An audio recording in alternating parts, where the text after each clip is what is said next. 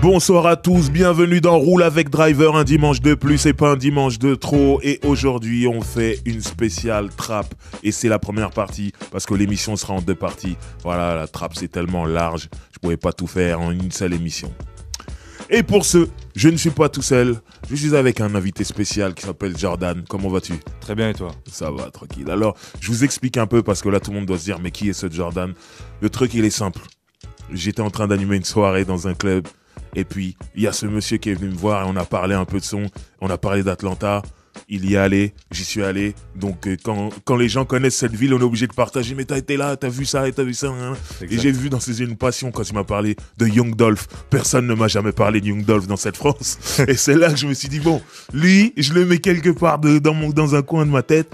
J'ai pris son numéro et je savais que le jour où je ferais une spéciale trap, je l'appellerais. Et c'est aujourd'hui. Donc voilà, t'es là pour ça. Et voilà, vous allez découvrir un peu le savoir de ce monsieur. En tout cas, trap, c'est un mot qui est utilisé à tort et à travers aujourd'hui. Des fois, c'est pas exactement comme on devrait l'utiliser. Aujourd'hui, c'est plus une façon de faire des instrus. C'est un beat aujourd'hui. En tout cas, en France, quand on dit « Ah, t'as fait un morceau trap », on pense à la musique, l'instrumental. Ouais. Alors que trap, en vérité, dans les termes du ghetto, dans le sud, c'est... Bon, déjà, ça veut dire le piège. C'est l'endroit où tu prépares et surtout où tu vends la drogue. Et quand t'entends trap house, c'est des maisons où, voilà, c'est là que ça se passe. Tu fabriques, tu vends, et exactement comme ça, c'est un peu le terrain de jeu des drug dealers dans le sud des États-Unis.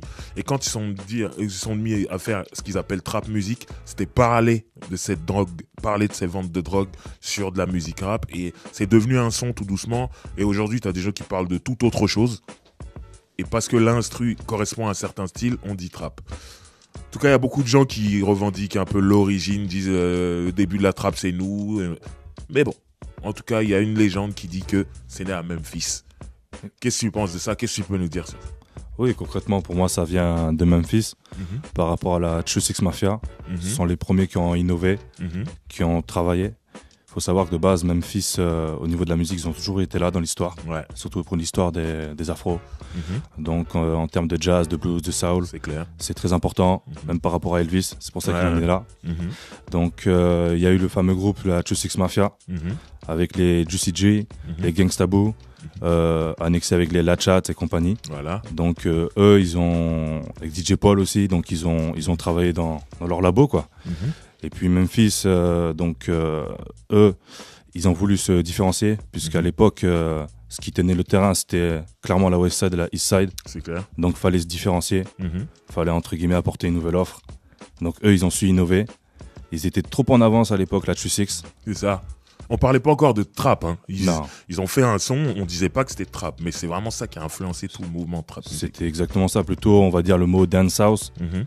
Avant même le Dirty South, donc plutôt le Dance House. Donc eux, c'est eux qui ont commencé à lancer. Et clairement, la trap vient de Memphis. Après, il faut savoir qu'à Atlanta, c'est un peu comme Houston et New Orleans, il y a énormément de gens de Memphis qui vivent à Atlanta. Bien sûr. Et ça, peu de gens le savent. Atlanta, c'est un carrefour. C'est rare de trouver un mec qui est né à Atlanta et qui a plus de 30 ans, en fait.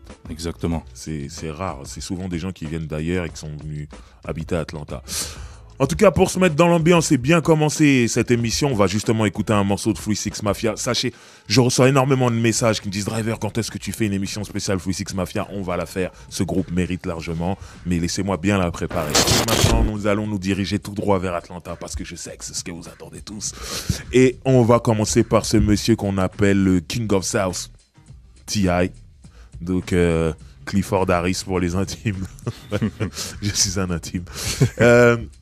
Comment dire, T.I. c'est on va dire les choses comme il faut, c'est un taré.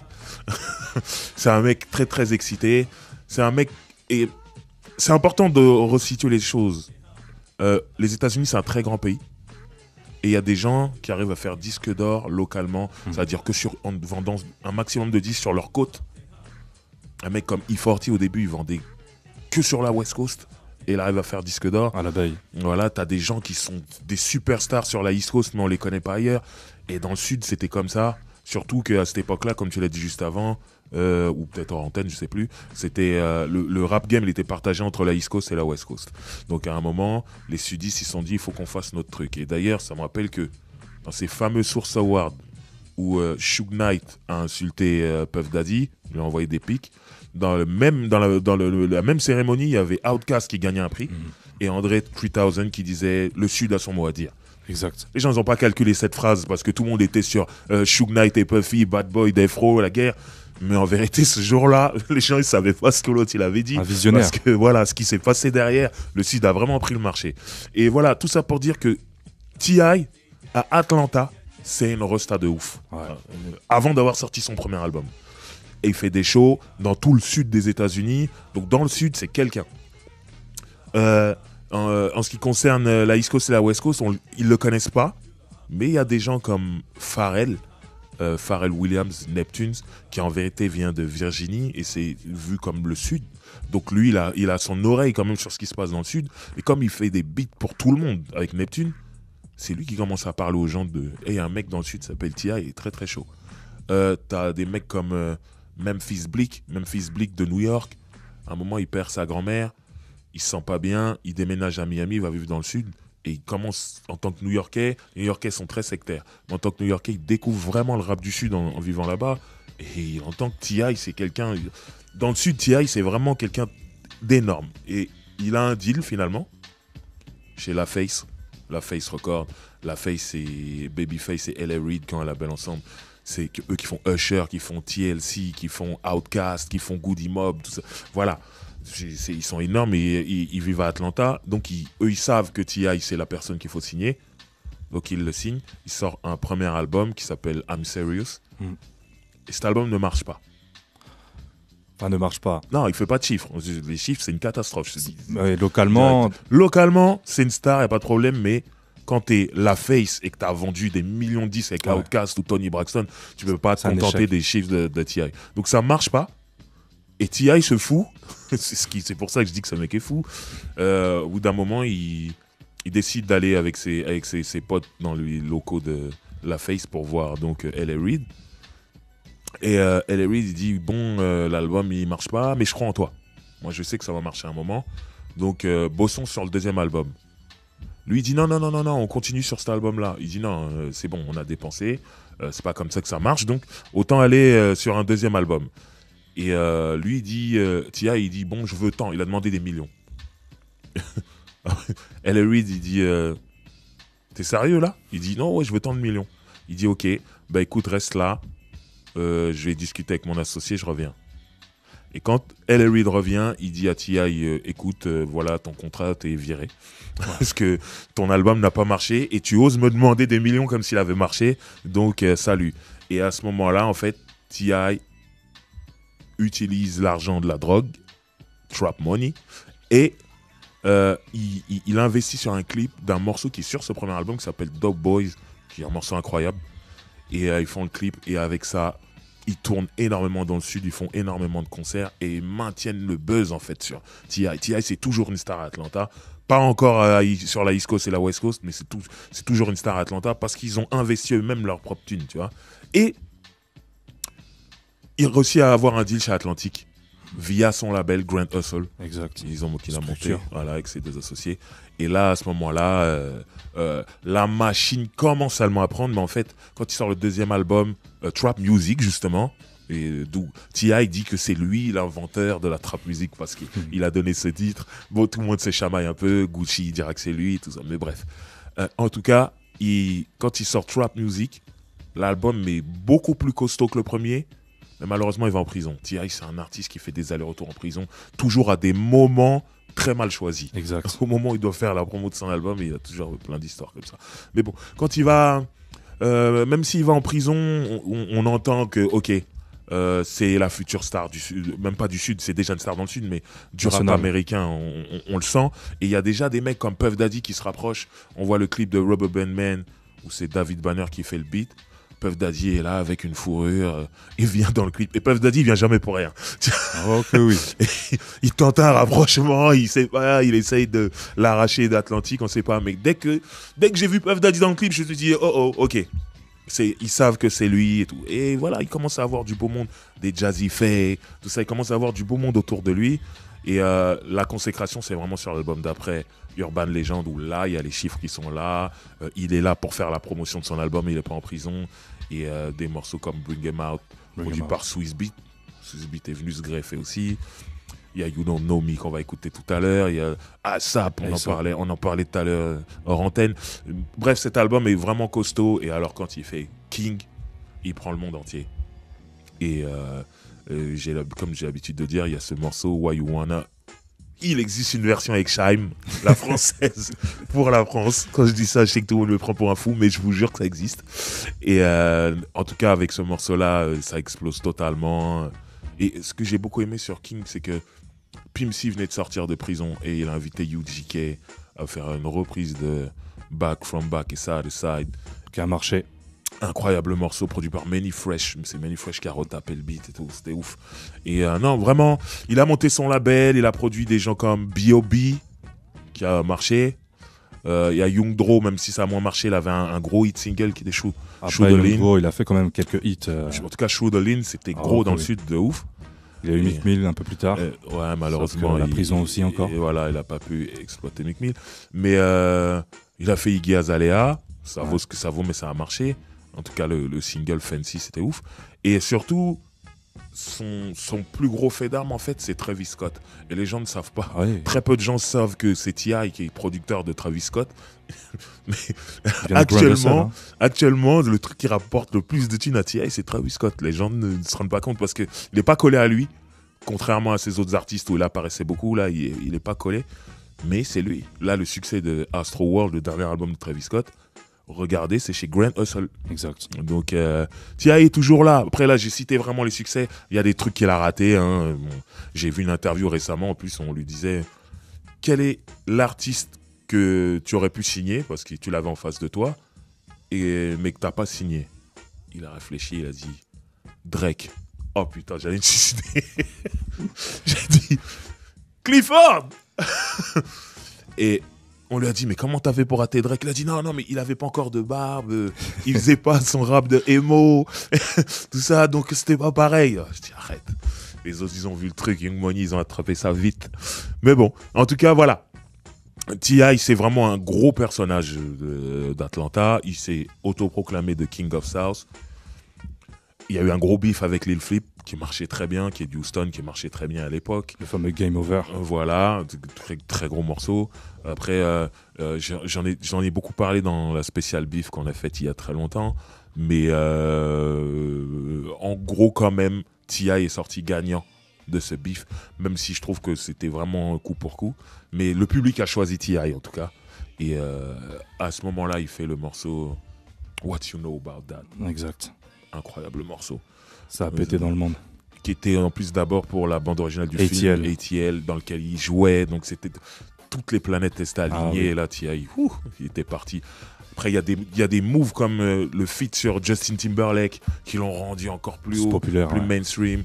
Bon, après, il y a des trucs comme le morceau de Robin Thicke avec Pharrell où il a rappé dessus, mais bon, la famille de Marvin Gaye a récupéré tout l'argent. Mais bon, il y a des trucs comme ça arrive. Mais en tout cas, voilà, T.I., c'est une superstar.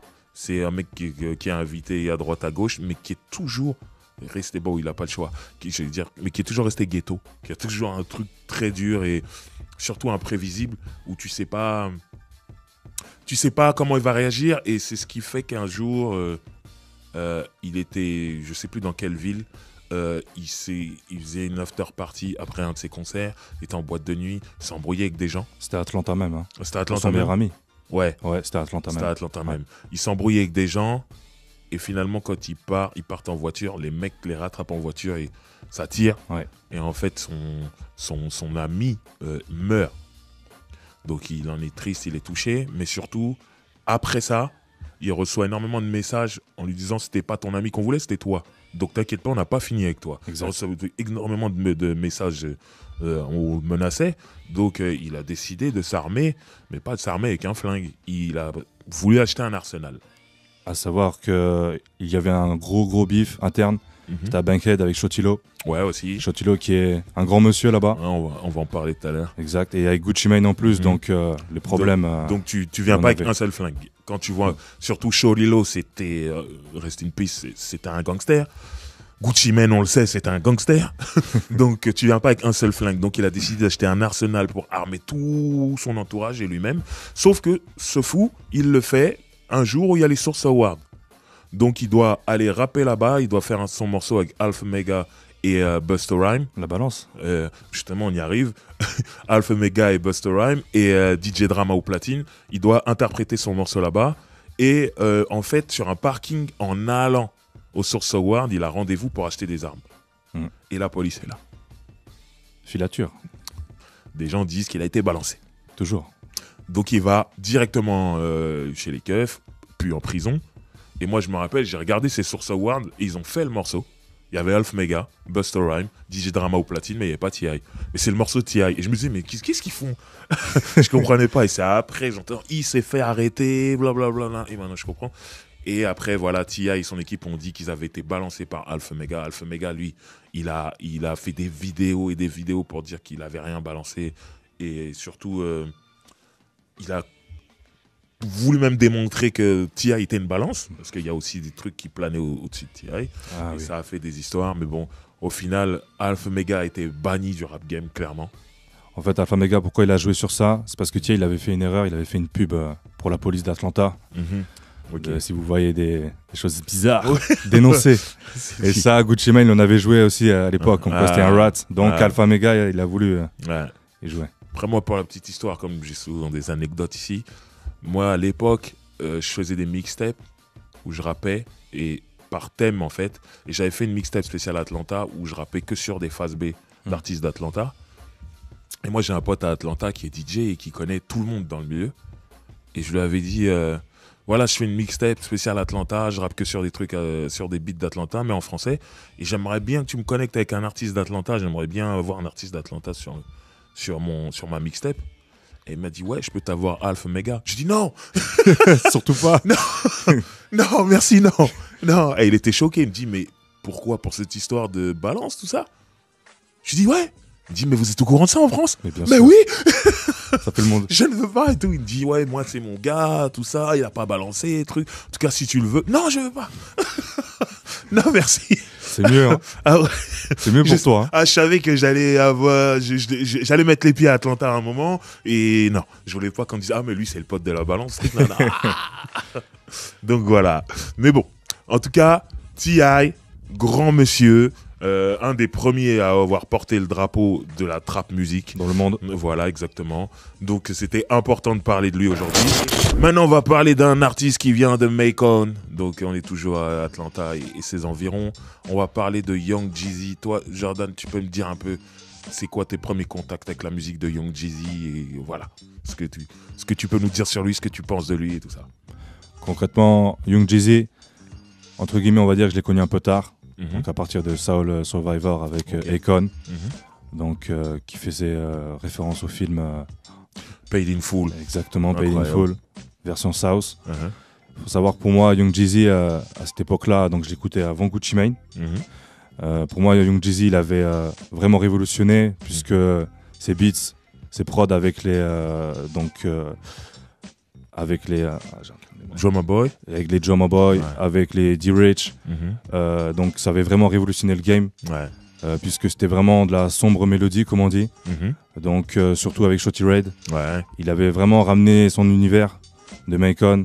Donc Young Jeezy, pour moi, il avait vraiment apporté quelque chose. Il faut savoir qu'aussi, il avait sorti de bas son premier album, enfin double album, en 2003 comme Shop With Me, ce qui lui a valu sa signature Equality Control. Voilà. Donc Young Jeezy, déjà à l'époque, localement, c'était quelqu'un. De base, c'était un vrai goon aussi. C'est ça. Donc sa réputation est pour vrai. Moi, Young Jeezy, moi j'ai tellement d'anecdotes sur ce mec-là. Il y a des anecdotes que j'ai lues et il y a des anecdotes que j'ai vues et des trucs qu'on m'a raconté, des proches m'ont raconté. Et je peux vous dire que c'est pas un rigolo.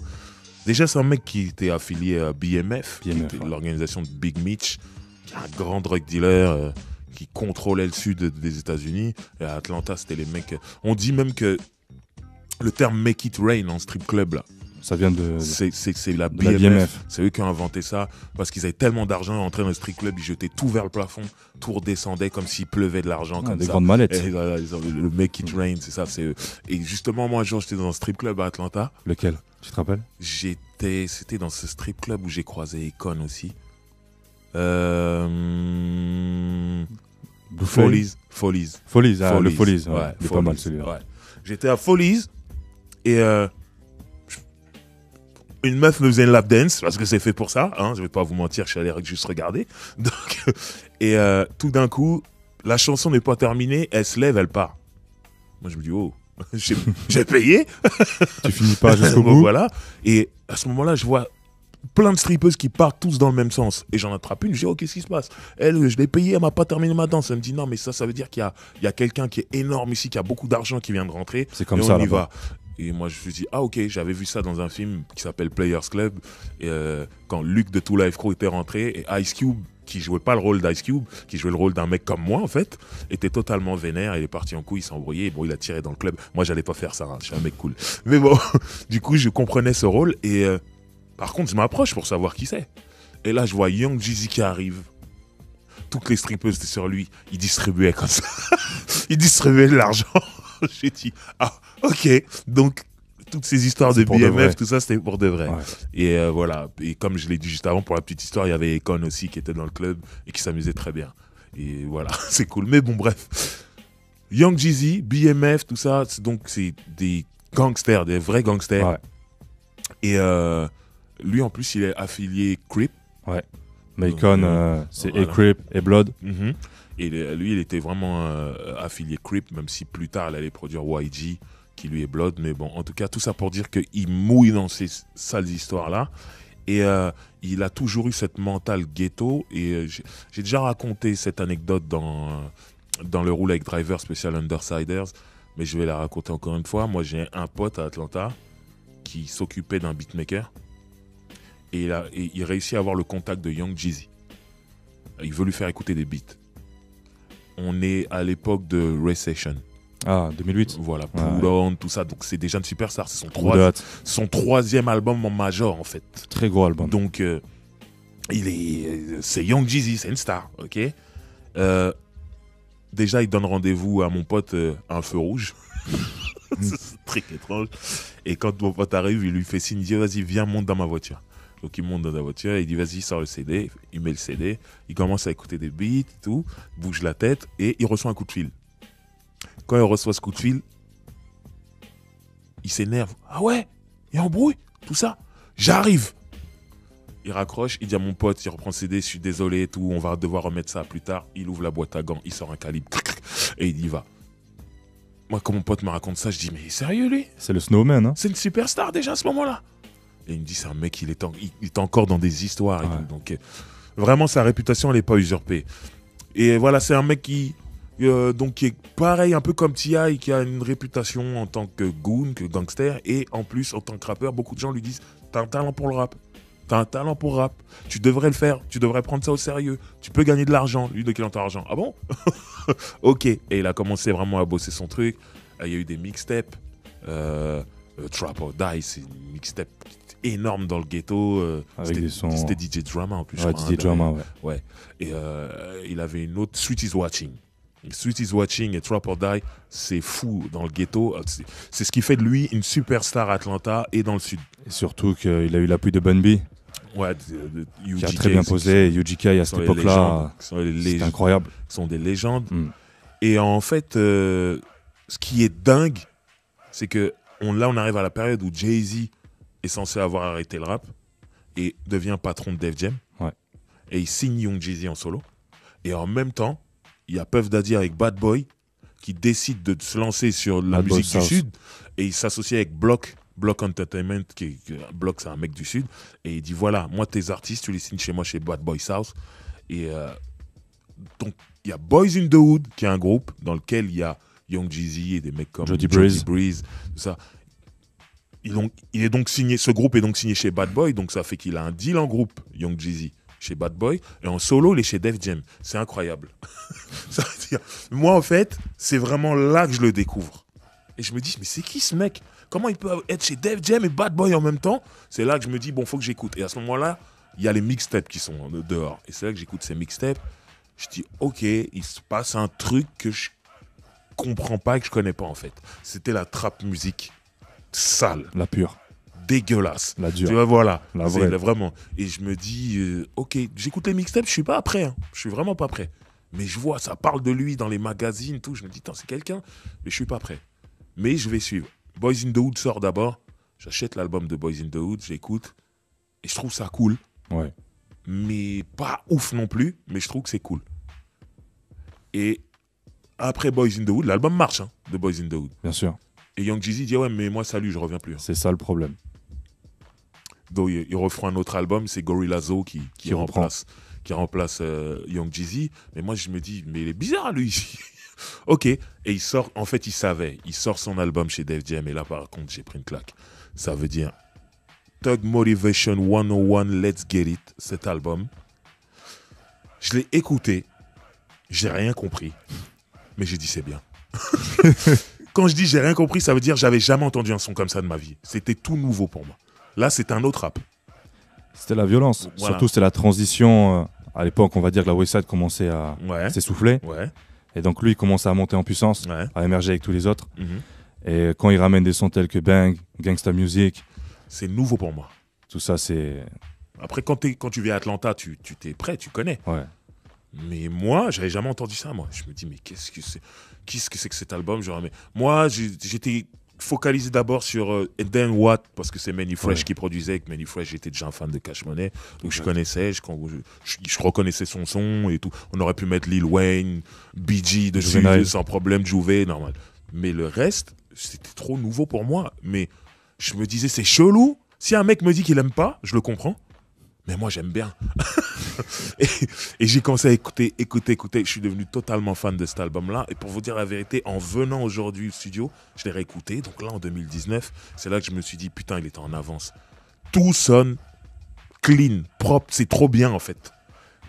Les mecs, quand ils ont fait ce boulot, quand ils ont fait cet album-là, c'était une révolution en vrai. Des visionnaires. Voilà, on se rendait pas compte. Et honnêtement, dans cet album, je crois qu'il a cité tous les drug dealers connus du monde entier. D'où le son Trap Star aussi. C'est ça, voilà. Il parle clairement de ça. On l'appelle de Snowman, le bonhomme de neige. La neige, c'est la cocaïne. Hein.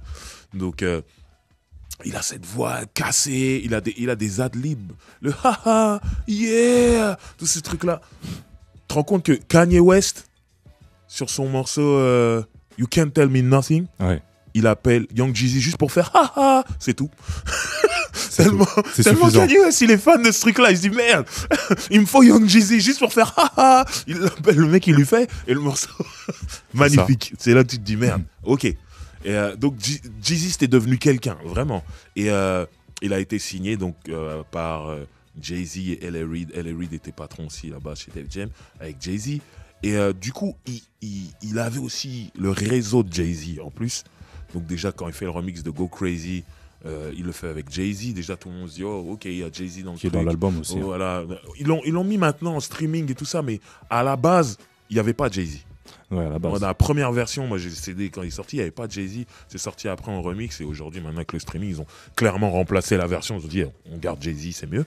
Mais voilà, si on voit toute la carrière de Young Jeezy, on voit quand même qu'il y a des gros featuring qui sont arrivés grâce à Jay-Z. Hein. Donc on voit des mecs comme Neo. Quand tu sais que c'est Jay-Z qui a signé Neo, tu vois Neo sur un album, c'était l'autre Thug Motivation, je crois, 102, je crois que c'était ça.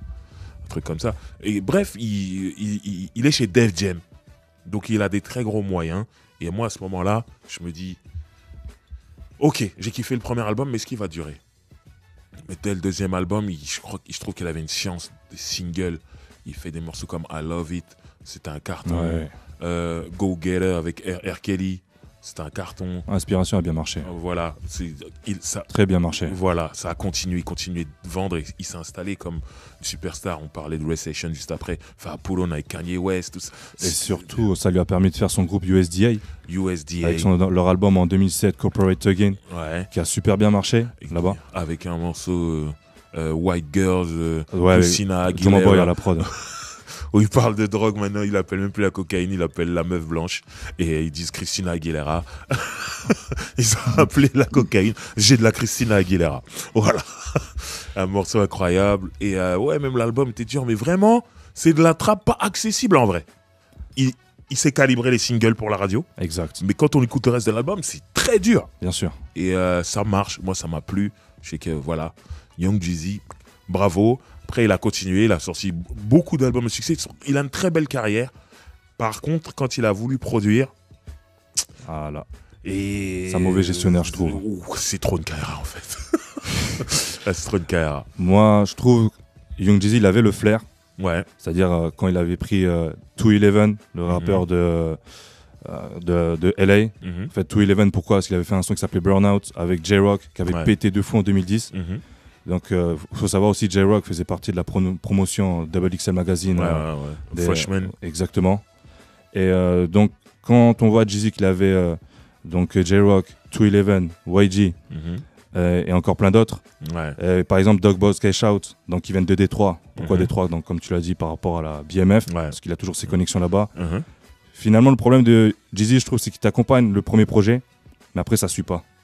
Ah, c'est clair. C'est ça le souci. Mais ouais, il y avait un artiste qui était dans USDA. Il avait un hit qui s'appelait Louis Bag. Comment il s'appelle? Blood Raw? Blood Raw. Oh, ouais, Blood Je Raw, trouve putain, que il était chaud, lui. C'était du gâchis, tu vois. Ah ouais, Blood Raw, Ouais. il était pas Son mal. album, ouais. il était cool et le single Louis Bag, c'était ouf. Slick Poula, elle est jamais Slick sortie. Poula, ouais. Euh, En fait, Slick Poula, que des featuring. Hein. C'est ça. YG, c'est cool, mais il est vite parti en fait. Son album My Crazy Life, à part. de CTE, il est vite parti. Ouais. Et c'est là qu'on se dit merde, YG, ça marche quoi, tu vois ce que je veux dire? Garde-le. Mondialement. Et puis, il C'est y avait aussi Freddie Gibbs en 2012, Freddie Babyface Killa, qui lui a ouvert Freddie Gibbs, c'était clairement chez les lui. portes pour Freddie Gibbs. Même Ah. si Freddie Gibbs, Indiana, Chicago, c'était quelqu'un. Mhm. Mais Babyface Killa, c'était une mixtape de dingue Ouais. avec Didier Drama. Et Ouais. c'est ça le souci avec Jeezy. Il n'arrive pas à tenir ses artistes. C'est peut-être pas fait pour lui la production. Depuis en vrai. Boys in the Hood, en Ouais. fait. Hein. Ouais, après lui, il est peut-être un trop individualiste, peut-être il est trop sur sa personne et tout, mais moi je pense surtout qu'il est trop ghetto pour être Ouais. CEO, pour être producteur et tout ça. Mais bon, en tout cas, il a une très belle carrière. Et ses 2 derniers albums, ils n'ont pas marché au niveau des chiffres. Et un jour, elle a déclaré dans une interview ouais, bah, vu que ça me rapporte plus d'argent, moi j'arrête, hein, moi j'étais là pour l'argent. Et moi j'ai trouvé ça cool en fait. Je me suis dit, putain, c'était donc vraiment un mec de rue à qui on a dit tu as un talent pour rapper, rap, tu vas faire de l'argent. Il s'est dit, je vais faire de l'argent. Sauf que depuis quelques jours, je le vois sur Instagram, il met un hashtag Thug Motivation 104. Son tout dernier album, apparemment. Donc il serait sur un dernier album. Son dernier, il a voilà. dit. Ouais. Donc moi je pensais qu'il allait même pas le faire, mais je me dis voilà, bon, j'espère que ça sera à la hauteur, que ça sera cool. On sait jamais, en tout cas on le suit. Un mec très important pour la trap music, pareil, il a mis le mot en avant, beaucoup dans les morceaux qui s'appellent Trapstar. Apollon. Voilà, il a vraiment mis ça en avant, et en plus avec la réputation qu'il a avec, personne n'a jamais dit qu'il avait jamais vendu de drogue. Donc il a pas l'air de mentir ce monsieur. On est dans cette émission Roule avec Driver spécial Trap, je suis avec Jordan et on est en train de vraiment passer en revue les grands noms de la trap musique, mais les origines, c'est-à-dire les OG de cette trap musique. Je sais que là il y a plein de gens qui disent Migos. La semaine prochaine, vous inquiétez pas, on va s'occuper de la génération actuelle et tout ça. Mais là, on est quand même obligé de parler des bases, voilà, et T.I., Young Jeezy, c'était énorme. Et quand on dit Young Jeezy, on est obligé de penser à Gucci Mane, Goo Up, Burr, le flair. Voilà. Sur Gucci Mane, qu'est-ce que tu peux nous dire sur Gucci Mane? Pareil, la première fois que tu l'entends, qu'est-ce qui provoque en toi, dans tes oreilles? Comment tu vois le truc? Concrètement, Gucci Mane, moi, comme je t'ai dit tout à l'heure, je l'ai découvert à partir de Chicken Talk. Ouais. Donc, pourquoi Chicken Talk? Parce qu'il y avait le fameux DJ Brown One qui pétait déjà. Pourquoi Chicken Talk aussi? Parce que c'était l'une des premières mixtapes disponibles sur Internet. Donc déjà le streaming, c'était beaucoup plus accessible. Et puis il y avait le fameux son Trap Money. En fait, indirectement, c'est Shotilo, enfin la D4L qui m'a fait découvrir Gucci Mane. Quand j'ai vu Shotilo en featuring Underground avec Gucci Mane, je me suis dit c'est qui ce mec-là? Donc je commence à écouter, j'écoute le fameux son Trap Money. Là, je me suis dit non, c'est mort. En plus, après, il a clippé Street Niggas. Donc là, pour moi, c'était pareil. C'était comme Jeezy, mais d'un autre registre. C'est-à-dire avec beaucoup plus de mimiques. Les rimes, en fait, je sais pas si on peut dire s'ils sont des rimes, mais en fait, c'est fait pour te faire rire, tu vois. C'est-à-dire que le gars, tu sens que le mec n'est pas sérieux. Ils sont fous. Le gars, il est en mode no limits. Et il y avait aussi, il faisait découvrir des nouveaux producteurs comme Zaytoven. Et Zaytoven, on l'a quasiment tous découvert avec Gucci Mane. Donc le fait de découvrir des nouveaux beatmakers aussi, c'était vraiment pas mal pour l'époque. Gucci Mane faisait beaucoup ça. Il cherchait des beatmakers underground qu'on n'avait jamais entendus. Et il faisait des projets entiers avec ou des mixtapes, des trucs. Il était vraiment comme ça. Et puis en sachant que déjà à l'époque, j'écoutais la True Six Mafia, je connaissais un peu Yo Gotti. Il y avait Yo Gotti déjà à cette époque-là avec Gucci Mane. Donc le son, il était vraiment pas mal du tout pour l'époque. Donc tout ça, j'ai validé Gucci. Moi, Gucci Mane, j'ai pas connu du début. En fait, quand j'ai connu Young Jeezy, le nom de Gucci Mane l'est arrivé. Parce qu'il y a un beef, on va en parler tout à l'heure. Et c'est là que j'ai commencé à m'intéresser à lui. Et en fait, un jour, j'étais à LA, classique. Et j'étais à LA quand il y avait Freaky Girls qui tournait à la radio là-bas. Mais le remix avec Ludacris et Lil Kim. Parce que Freaky Girl date de 2005 de base. Exactement. À la base, il y a une version où il est seul sur un de ses albums. Et il a signé un deal chez Asylum Warner et il a sorti cet album, je sais plus le nom en tête, en tout cas où il était managé par Caesar Entertainment, qui sont des Haïtiens de New York, le fameux Jimmy Henchman dont je parle souvent dans cette émission. Et il y avait donc le remix de Freaky Girl avec Lil Kim et Ludacris qui tournait énormément à la radio à Los Angeles. Et c'est là que je me dis, putain, c'est bien ça. Et je suis allé chercher tout ce qu'il y avait avant. Et c'est là, en fait, que je m'intéresse au beef, je comprends les histoires de So Haïtien, on va en parler juste après. Après, j'écoute tous les projets. Et en fait, comme j'ai connu Gucci Mane par rapport au beef avec Jeezy, je les ai automatiquement comparés. Et j'ai toujours préféré Jeezy, je m'en cache pas. Mais Jeezy, en vérité, il a eu plus de moyens. Beaucoup plus. Il était signé chez Def Jam, donc tout était propre. Gucci Mane, c'est un mec, tout était dans la débrouille. Voilà. Et il a sorti un bouquin récemment que j'ai lu. Et quand j'ai vu son histoire, je me suis dit, ah ouais, ok. Il vient de loin. De très très loin. Il vient d'Alabama, dyslexique. Et il a toujours eu à se battre. Et ça veut dire, dans son bouquin, il raconte une anecdote où il croise Juvenile de Cash Money, Hot Boys, tout ça. Les Hot Boys, c'est la folie. Dans le sud, c'est les NWA du sud, de la nouvelle génération en tout cas. Et donc lui, il a grandi avec Hot Boys. Et quand il voit Juvenile, il lui demande, il dit, ouais, je veux faire un morceau avec toi, comment on peut faire et tout. Et Juvenile lui dit, ouais, ça coûte tant. Et il donne un tarif quand t'es un indépendant quand même. C'est chaud. C'est chaud. Mais comme il vendait ses sachets, voilà, il est parti vendre un peu et puis il rappelle et il dit c'est bon, j'ai l'argent. Et quand il vient le voir en disant j'ai l'argent, Juvenile il dit ok, alors j'ai un beat là que j'ai fait et j'ai un refrain dessus. Tiens, donne-moi l'argent. Et Gucci dit mais moi je paye pour un couplet. Et puis je savais même pas que tu faisais des beats, je t'ai pas demandé de beats toi. Personne n'était au courant. Et l'autre il dit oh c'est ça ou c'est rien, vas-y c'est bon. Il a vraiment pris de très haut en fait. Et Gucci Mane dans son bouquin il raconte que ça il l'a très mal pris, il a très mal vécu, surtout quand c'était ses idoles en fait. Ouais. Et tout ça pour dire que il s'est battu, on le respectait pas au début. Et que finalement quand il a fait son trou, il a commencé à marcher dans le sud. Juvenile l'a recroisé en lui disant quand tu veux on fait un morceau au fait. Bizarrement, étrangement. Et il a dit vas-y laisse-moi tranquille. et justement il disait par exemple il y avait comment il s'appelle ce groupe chez Jermaine Dupri de Snap Music, Them Franchise Boys. Ils avaient ce morceau YT avec le remix sombre Black Tea. Donc voilà, donc Gucci Mane s'est dit je vais faire le remix Black Tea. Comme eux, ils parlent de leur t-shirt blanc, moi je vais parler de tout ce que je fais avec mon t-shirt noir. Avec les Scrappy. Et le truc c'est qu'il s'est dit je vais inviter des gens dessus. Voilà. Donc il a eu Scrappy, mais il croise Bun B en studio. Bun B, c'est comme les Hot Boys. c'est des légendes pour toute la génération de Gucci Mane. Ils ont grandi avec Ghetto Boys, UGK et Hot Boys. Et quand il croise Bun B, il lui dit voilà, j'aimerais que tu sois sur mon morceau, comment on fait et tout, je suis indépendant et tout. Et Bun B lui a fait un tarif, un truc genre $5,000, un truc qu'il a capté. Que, voilà, dis donne-moi 5,000, je te le fais tout de suite, on est là, on est en studio. Et il a rappé tout de suite. Gucci, il a dit j'étais comme un ouf. Donc derrière, il a eu Lil Scrappy. Et ensuite, quand il rencontre Young Jeezy, parce que en gros, Young Jeezy et Gucci Mane, les deux bossent avec Shawty Redd.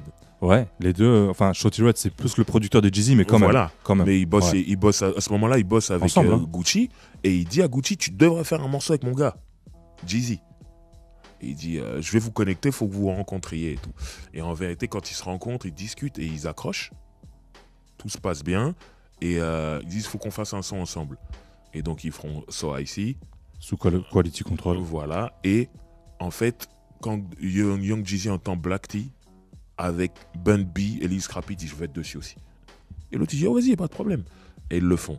Donc voilà. Tout ça, c'est pour dire que déjà, à la base, tout était cool entre eux, mais on va parler du beef juste après. Mais voilà, pour dire que Gucci, c'était très dur au début. Juste avoir des feats, tout ça, il courait après des gens, des bons beatmakers et tout. C'était dur, mais il avançait.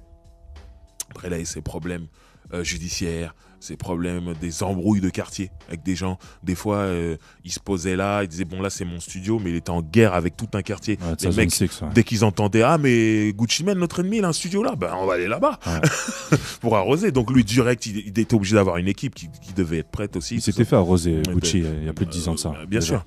Donc, voilà.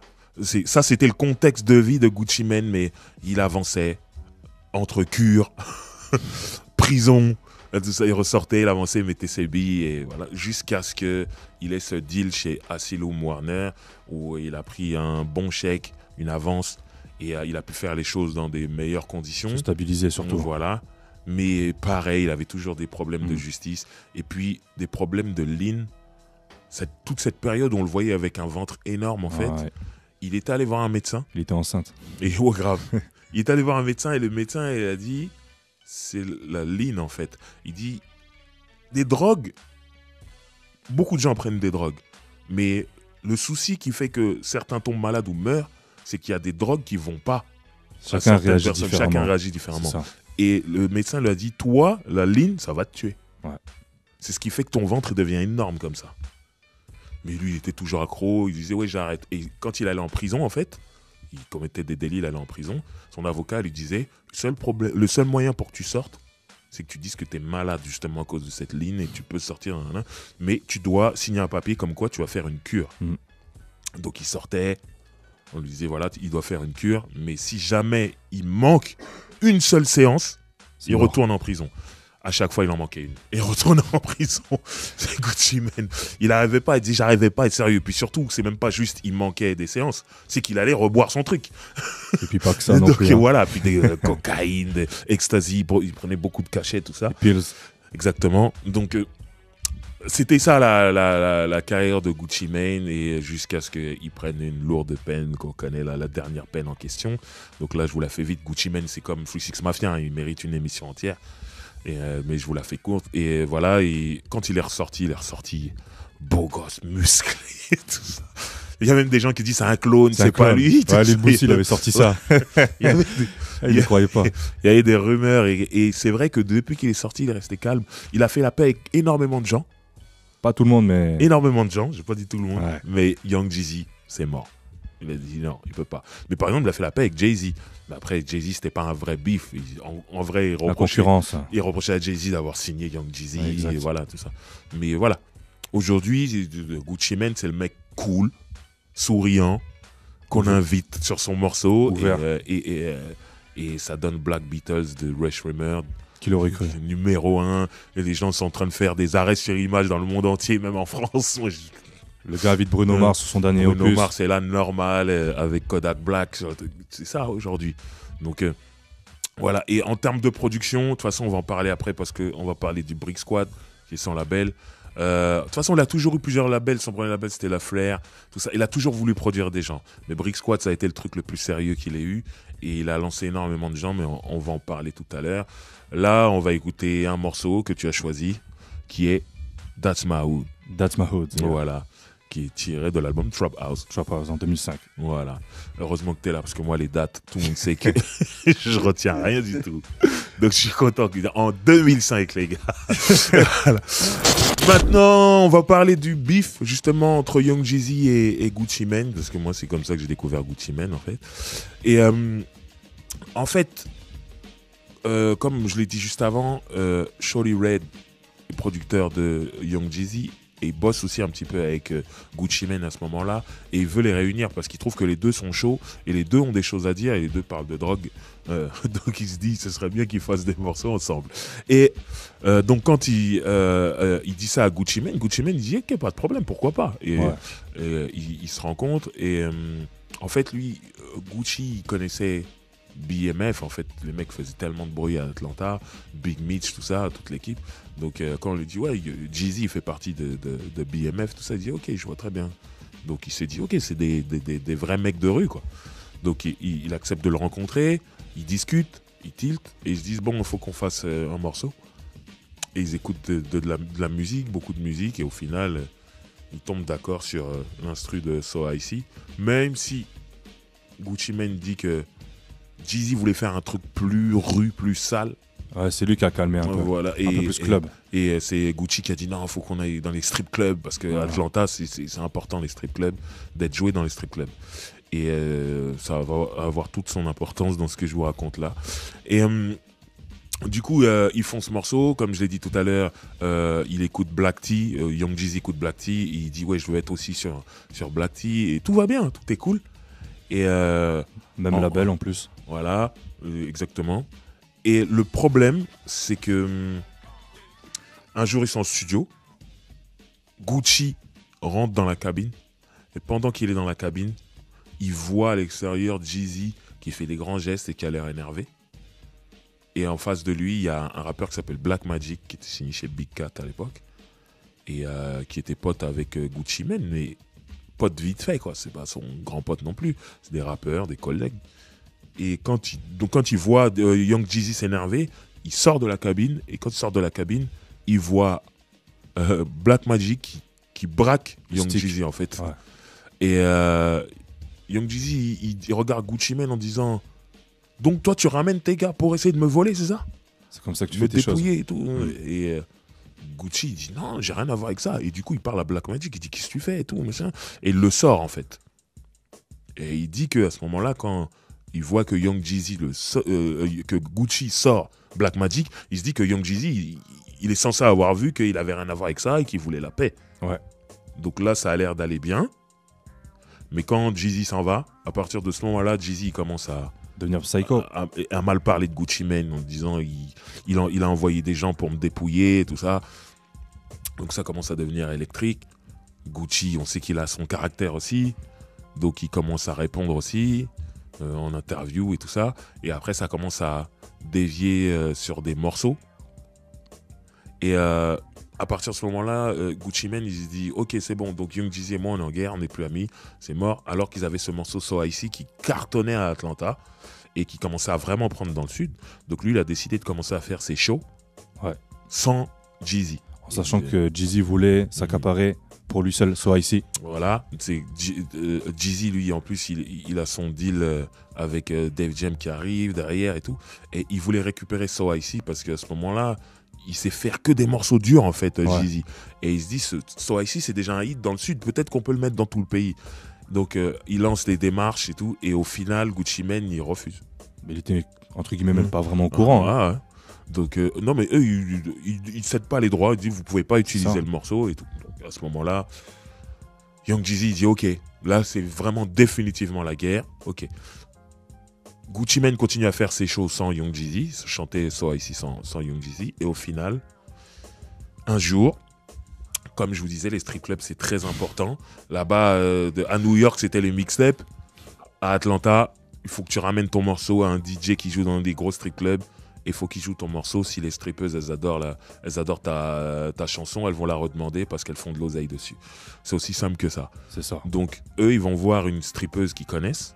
Donc là, je parle de Gucci Mane et son équipe.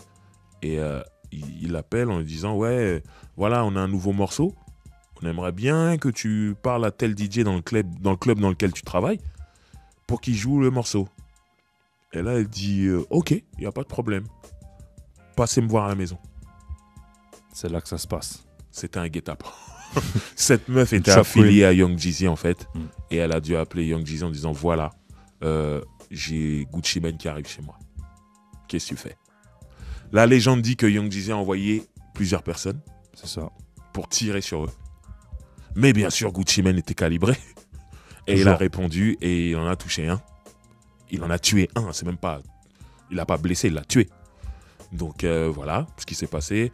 À partir de ce moment-là, Gucci Mane, ça c'est dans son bouquin, il raconte que ça allait de mieux en mieux pour lui et qu'il devait aller à New York pour faire de la promo pour son nouvel album. Et il devait passer dans 106 & Park sur BET, qui est une grosse émission. Il y a un peu l'équivalent de ce qu'était le Hit Machine avant. C'est vraiment un truc pour les jeunes, mais tout ce qui est hip-hop et R&B. Et quand tu passes là-dedans... Tous les states regardent. Tu vas vendre des disques, clairement. Même le Canada. Exactement. Et lui, en tant qu'indépendant, c'était très important pour lui de se retrouver là-dedans. Et en fait, avant d'y aller, BET envoie des messages à la maison de disques, au label, pour dire on ne veut plus le voir.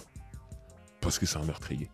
On a entendu parler de cette histoire, il a tué quelqu'un. Et dans tous les journaux, Gucci Mane le meurtrier, Gucci Mane le meurtrier, Gucci Mane le meurtrier. Et du coup, ça a tué sa promo. Il a pu aller dans aucun média, en fait. Tout simplement, plus personne voulait le jouer. C'est ça. On se dit, c'est un meurtrier. T'es banni un peu. C'est ça. Et il s'en est sorti. Il n'a pas fait de prison pour ça parce que il a été déclaré en tant que légitime défense. Ce qui avait l'air d'être vrai, en plus. Donc voilà. Mais malgré ça, c'était devenu le vilain petit canard. Mais le plus gros problème pour Gucci, c'est que le gars qui l'a tué en question, c'est le fameux Pookie Loc. Qui était une signature chez CTE de Jeezy et qui était un vrai proche de Jeezy. Ouais. Donc c'était vraiment un proche à lui. Et c'est là que ça a commencé à escalader. Ouais. S'il y a eu de la musique, il y a eu beaucoup de musique, on en parle en antenne, des mixtapes. Des mixtapes, ouais. En sachant que pour Gucci Mane, pour révolutionner un peu le net à l'époque, justement, il a sorti sa fameuse mixtape No Pad, No Pencil, plus le fameux DVD. Ouais. Et c'est là où il traite Jeezy de Pussy. Donc là, ça s'est barré en cacahuète sévère. On montait d'un niveau. Plus la rivalité de l'époque, puisque Jeezy il était en haut. Ouais. Gucci Mane, d'un point de vue underground, il commençait à monter de dingue. Ouais. Parce que le truc, là où pour moi Gucci a réussi à rattraper Young Jeezy, c'est que Young Jeezy, c'était que de la monnaie. Ouais. Gucci Mane, lui, c'était Internet. Donc c'est beaucoup plus accessible. Les gens ont plus de facilité à t'écouter. Donc les gens avaient plus accès, entre guillemets, je dis bien, à la musique de Gucci Mane. Et vu que c'était du lourd, qui était validé par, déjà à l'époque, les Luda et certains, qui étaient bien accompagnés, Gucci des Drummer Boy. Ouais. Jeezy, ça lui plaisait pas tout ça. Ah ouais, non. Clairement pas. Jeezy, avec toute la force de frappe qu'il avait avec Def Jam, il pensait vraiment qu'il aurait éteint Gucci Mane. Bien sûr. Beaucoup plus tôt que ça. Mais Gucci Mane, c'est un acharné. C'est un mec qui avait compris la science de l'underground. Et il le dit dans son livre, en fait. À un moment, il a compris que lui, les disques d'or, les disques de platine, ce serait peut-être pas pour lui, mais qu'il pouvait faire des millions quand même. Différemment. À partir du moment où il produisait tout. Voilà. Et il n'avait pas de grosses dépenses à faire parce qu'à un moment, il s'est acheté son studio. Et il travaillait comme Tupac. Il rentrait et lui, il était en mode une prise. Il sélectionnait des beatmakers, il les faisait venir en studio, videz vos machines, mettez tous les beats que vous avez là et je vais rapper. Boum, un morceau, une prise. Allez, un autre, boum, boum. Et c'est ce qui fait que là, quand il a pris sa dernière peine, là, il était pas là, mais il sortait des mixtapes tout le temps. Bien sûr. C'est le mec... Moi, j'ai l'impression que c'est le mec qui a le plus de mixtapes internet. Je parle des mixtapes internet. Hein. J'ai l'impression que c'est lui qui a le plus de mixtapes. C'est incroyable le nombre de mixtapes qu'il a. En sachant que Gucci Mane, c'est quelqu'un, même si on en parlera un peu plus tard, qui a donné la force à énormément de producteurs. Plein de gens. Donc c'est pour ça aussi il montait, parce que le gars, humainement, c'était pas un Young Jeezy, quoi. Ouais. Le gars, humainement, il était présent. Même s'il a eu sa période où il a pété un plomb, on On l'a vu mettre un coup de poing à une meuf, et la vidéo est sur YouTube, c'est incroyable. On a entendu qu'il avait traîné une meuf en voiture et il avait traîné, elle était en dehors, lui il était au volant. Où il a braqué un keuf en 2012 là. Voilà, quand il va en prison, c'est qu'en vérité, les keufs viennent le chercher, mais lui il est complètement défoncé en fait. Et il dit qu'est-ce que vous me voulez? Et les keufs disent police. Il dit vous mentez. Vous êtes des mecs du quartier là-bas. Vous vous déguisez en keuf parce que vous voulez me sauter. Et il sort son fusil. Je vais vous sauter. Les keufs ils disent police. Le mec il dit non. Il était complètement taré. Il est zinzin lui. Quand il faisait ses sorties sur Twitter, moi je me rappelle quand il arrivait sur Twitter, il insultait tout le monde. Nicki Minaj, je l'ai baisé. Nanana, tout Chainz, c'était un bouffon. T.I. Il est parti en couille. Donc, il a quand même eu une sale période. Après, il a fait la psychiatrie. Il prenait vraiment des drogues très fortes. C'était vraiment une mauvaise période. Mais en tout cas, voilà, tout ça, c'était pour expliquer un peu comment Young Jeezy et Gucci Mane se sont embrouillés. Et sachant qu'aujourd'hui, à l'heure où on parle, ils n'ont toujours pas fait la paix. Et ça a l'air d'être très profond. Mais apparemment, oui, c'est normal. Il y a tu parlais de Pookie Loc, il est mort. C'est difficile de dire on fait la paix. Je pense que la famille de Pookie Loc serait pas trop d'accord avec ça. Mais ce qui est surprenant quand même, c'est que DJ Drama, ça faisait des années, il voulait les rassembler. Apparemment, Jeezy a dit que Gucci voulait faire la paix avec lui, mais que lui, il a dit que c'était mort. C'est Jeezy lui-même qui le dit. Ouais, mais je peux comprendre. Bah, c'est normal aussi. Pookie Loc, c'était vraiment son ami, c'était pas juste un mec qui signe, c'était un... Il a perdu quelqu'un là c'est son poteau. C'est plus juste du rap. Non, mais au-delà du rap. J'aimerais qu'on continue sur ces gens qui ont planté un peu les premières graines de la trappe à Atlanta. Et il y avait le label de Ludacris, DTP, Disturbing the Peace, qui a été important parce qu'ils n'ont pas fait que signer des artistes dans la trompe de Ludacris. Ils ont signé des artistes aussi qui racontaient des trucs de rue et qui parlaient de cette drogue. Qui est dans le mood. Voilà, donc... moi, tout de suite, je pense bien sûr à Players Circle, qui était le groupe de Dollar Boy et Titi Boy. Titi Boy, non 2 Chainz de base. Voilà, et qui est devenu 2 Chainz. Voilà. Et voilà, mais on peut parler aussi de Phil Mob. Très bon groupe. Voilà. On peut parler de I-20. I-20, ouais. Voilà. Je précise qu'il est d'origine du Libéria, comme George Weah, les gars. C'est un Africain. Et voilà, il y avait déjà des bribes, des morceaux. I-20, c'était un mec qui était là pour la violence, clairement. Toujours. Voilà, il avait ce fameux morceau dont tu voulais parler. Fight in the Club, voilà. Qui a pété avec Luda et Shingy. Shingy, avant même qu'il sorte Jackpot. Hein, parce que c'était le premier gros test pour Shingy. Déjà pour DTP, pour Luda, pour tout le monde. Et le son, il avait clairement blow. Et I-20, il faut savoir que c'est lui qui fait le dernier couplet de Move Beach de Ludacris, célèbre morceau que tous les DJ aiment jouer en soirée et voient tout le monde crier. Et en fait, il faut savoir qu'à un moment donné, ce couplet était interdit en club. Trop violent. Parce qu'il disait que ça forçait les gens à tout casser, à se battre.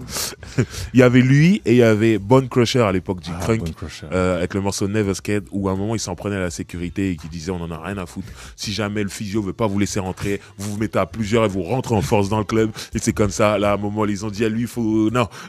Mais le morceau était déjà devenu énorme et les DJ le jouaient.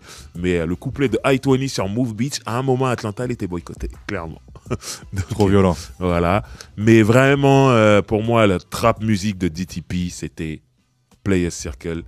Et ce fameux morceau, ce hit, j'en ai déjà parlé dans la spéciale DTP, le hit Duffer Bad Boy avec Lil Wayne. Et ce qui est horrible pour DTP, c'est que Lil Wayne fait juste le refrain, mais il a outshine les deux rappeurs. Tellement le refrain de Lil Wayne était incroyable. Et surtout, on a la période où Lil Wayne, il marche sur l'eau. Il fait des featuring partout. Il brûle tout partout. Donc là, il est venu, il a fait juste un refrain. Les gens, ils ont pensé que c'était le morceau de Lil Wayne. C'est ça. Et c'est ce qui fait que l'album n'a pas marché, alors que le single a cartonné. Surtout que le son est après le Pré-Carter, qui avait pété un peu dans le monde, quoi. Donc le clip, tout ça, c'était incroyable. Et franchement, 2 Chainz, qui est Titi Boy à ce moment-là, il est super chaud. Sur le morceau, il est super chaud. C'est triste de se retrouver comme ça, bloqué entre guillemets par le succès de Lil Wayne. Parce que on entend en fait que il y a ce mec, il est plus chaud que l'autre. C'est ça. Et il peut faire quelque chose. Et pour la petite histoire, on l'appelait le Snoop d'Atlanta parce qu'il est grand et maigre. Et DTP, ils allaient beaucoup à Los Angeles travailler. Et je sais, une fois j'étais à Los Angeles, j'ai croisé Shona, la rappeuse. J'ai déjà raconté ici, totalement défoncée. Elle, c'est une grande fumeuse de weed. Et je me rappelle, j'étais là à pied avec mon pote et il y avait une espèce de van qui roulait tout doucement. Le van était ouvert et Shona, elle était là, elle marchait. Et les mecs, ils disaient, remonte dans le van. Et il y avait toute l'équipe de DTP, remonte dans le van, ils disaient, non, je vous emmerde. Je vais juste marcher, je vous emmerde. Et je suis fonce day. Ouais. Et moi, je disais, mais c'est Shona. On va pas aller lui parler maintenant. Parce qu'elle a pas l'air de bonne humeur. Mais voilà, en tout cas, ils étaient souvent à LA. Et c'était à l'époque où 2 Chainz n'avait pas de tresse. Il avait une coupe carrée comme ça. Et on disait, ouais, lui, c'est notre... DTP disait, c'est notre Snoop Dogg. C'est notre Snoop Dogg. Il va donner quelque chose. Mais quand Players Circle, le premier album, n'a pas marché, alors que le single avait cartonné, ils se sont dit, bon, on va quand même essayer. Ils ont fait un deuxième album chez DTP, qui a encore moins marché. Largement moins. Et voilà, et du coup, qui n'avait pas le hit. Au moins, Duffel Bag Boy, c'est un single platine. Ouais. Mais là, sur le deuxième album, il n'y a pas de single platine, ni même disque d'or. Donc à ce moment-là, DTP, ils font l'erreur de se débarrasser de Players Circle. Ils se disent, ça marche pas, on s'en débarrasse. Et en gros, le groupe se dit, bon, on a fait 2 albums, ça n'a pas marché, il faut changer quelque chose. Et Titi Boy se dit, moi, je vais aller en solo. Ouais, c'est là qu'ils se sont séparés. Voilà. Et la suite, je vous la raconte après, parce qu'on fait une spéciale 2 Chainz là. On va parler de 2 Chainz juste après. Mais là, tout de suite, j'aimerais qu'on écoute ce morceau. The Bad Boy avec Lil Wayne. Moi, à chaque fois que j'entends ce morceau, bon, ne faites pas ce que je vais dire là, mais j'ai envie de vendre de la drogue. Voilà.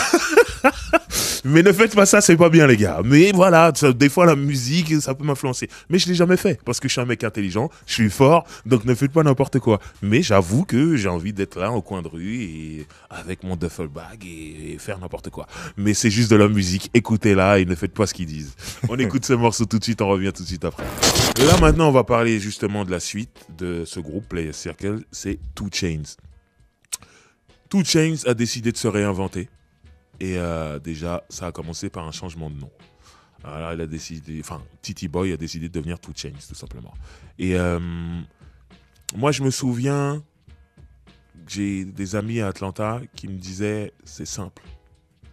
Tous les gros morceaux de la East Coast et de la West Coast qui arrivaient en radio à Atlanta, ils faisaient un remix pour la radio avec 2 Chainz dessus. Et moi, j'ai un pote à Chicago qui m'a dit la même chose pour Twista à l'époque. Tous les gros morceaux arrivaient, il y avait une version radio avec Twista à Chicago. À Atlanta, 2 Chainz. C'est-à-dire, le mec, il était en mode grind, comme on dit. Il a dit, bon, là, moi, c'est ma dernière chance. J'ai fait 2 albums avec mon groupe. Ça n'a pas marché, c'est ma dernière chance. Là, il faut que ça marche. Donc, le mec, il a commencé à faire toutes sortes de remixes pour la radio. Les mecs, ils l'aimaient bien. Et surtout, il faisait toujours des gros couplets. Donc, il était joué en radio de cette façon-là. C'était malin. Et après, il a décidé de faire des mixtapes. Là, on est vraiment vers les débuts des mixtapes sur Internet. Ça y est, c'est plus le support CD. Là, on est DatPiff. Live mixtape. Live mixtape, c'est ça que je cherchais. Et voilà, t'es là, c'est gratuit. Tu télécharges ta tape. Tu la mets dans ta clé USB, tu la mets dans ton lecteur MP3, tu la mets dans ton ordinateur, tu fais ce que tu veux, mais t'as du son et c'est gratuit. Donc il a commencé à faire une mixtape, je crois, la première c'était True Religion, je crois. Ouais, en 2008. Il avait son truc True qu'il écrivait TRU. Ouais. Et il fait des morceaux, il fait des collaborations. Il avait fait des collaborations avec Creation, je crois. Ou une autre, mais de White Girl Mob, c'est Meuf de la Baie, là. Et il fait ses featuring, mais surtout, là, le son, là, ça devient vraiment trap musique. Autant dans Players Circle, il y avait certains morceaux de trap musique, mais d'autres qui l'étaient pas. Là, toute sa tape, c'est ça. Et là, il part que sur ça, la drogue, support musical, trap musique, et il rappe. Et ses mixtapes, elles sont de qualité. Vraiment, là, on se dit, oh, son buzz, il monte énormément. En sachant qu'il vient de College Park, qui est un hood très difficile là-bas. C'est clair. Donc les mecs de là-bas l'ont vraiment bien soutenu, l'ont poussé. Et puis les strip clubs aussi, donc tout ce qui est niveau Follies, Blue Flame, Magic City ont validé ses sons. Il avait la musique. Ça lui a permis de monter, surtout qu'il ait cette estime et qu'il revienne auprès des Gucci, des T.I. et tous les autres. C'est clair, les gens, ils ont... Moi, je trouve clairement qu'il a progressé, en fait. Il a évolué. Entre Players Circle et 2 Chainz. C'est modernisé. Je trouve que je me dis, wow, le mec, il est devenu important. C'est ça. Et là, on n'est que sur des mixtapes. Donc, bien sûr, les mixtapes, c'était devenu le laboratoire des labels et des maisons de disques. Maintenant, on regardait c'est quel mixtape qui buzz le plus. Faut que je signe le mec. C'était comme ça. Et la première personne à taper à la porte, c'était Ludacris avec DTP qui disait... Bon, je viens de me rendre compte sur les contrats qu'on avait signé que le groupe et on vous avait pas signé en solo. Donc ce serait bien que tu passes au bureau signer ton contrat solo. Sauf que 2 Chainz a dit, bah non. Maintenant que j'ai du buzz. Je te rappelle que vous m'avez viré avec le groupe, donc j'ai du respect pour toi, pour tout ce que vous avez fait pour nous. Vous nous avez permis de sortir 2 albums. Mais là c'est mon heure et je vais me produire moi-même. À ce moment-là, il y a Kanye West qui lui tourne autour. Avec son label Good Music, et il fait cette compilation Winter, je sais plus, un truc machin. C'est la compilation où il y a le morceau Lamborghini Mercy, You Chicky So Thirsty. En 2012. Voilà, t'es très fort sur les dates, j'adore ça. Ce mec-là va venir à chaque émission. 2012. Et voilà, et quand il fait ce morceau, quand il fait cette compilation, en fait, il vend la compilation en disant ça, ce sont tous les artistes de mon label, avec quelques featuring comme Jay-Z, tout ça. Mais il y a Pusha T, il y a tous les artistes de son label. Et en fait, il essaie de faire croire aux gens que 2 Chainz, c'est son artiste. Sauf que 2 Chainz, il n'a pas signé encore. Voilà. Et il est proche de Kanye West, c'est son pote. Mais il lui fait comprendre, non, c'est mon heure. Avec le buzz que j'ai, je dois me produire, en fait. Et Kanye West dit non, viens à la maison, tout ça. C'est là qu'il commence à monter son label. Et voilà, il monte son label. Sud Haïti elle-même. Voilà. Et finalement, il signe un deal entre son label et Def Jam directement, au même titre qu'un Rockefeller à l'époque. Voilà. Et donc, il est son propre patron. C'est ça. Et son premier album va sortir et c'est un carton directement. Et même mondial un peu quand même. Il était attendu, il a fait des concerts même ici à Paname, dans le monde. Cabaret Sauvage, quel grand moment. Entier, quel grand moment, avec ses longs doigts.